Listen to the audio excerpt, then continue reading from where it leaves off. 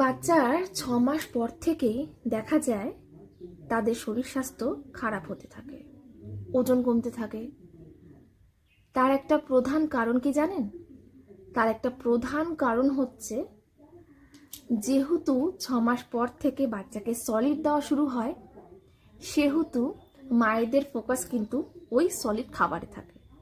ভাবনা এটাই থাকে, যত বেশি বেশি করে সলিড খাবার দেওয়া যাবে বাচ্চা বুঝি ততই ভালো থাকবে, ততই বুঝি শরীর স্বাস্থ্য ভালো হবে।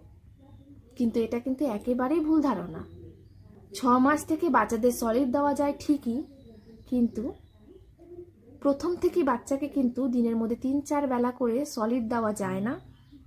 এরকম করে খাওয়ালে কিন্তু বাচ্চাদের হজমের সমস্যা হবে, তাদের গ্যাসের সমস্যা হবে, তাদের হজমের যে সিস্টেমটা সেটা খারাপ হয়ে যেতে পারে। 6 মাস পর থেকে বাচ্চাকে দিনের মধ্যে একবার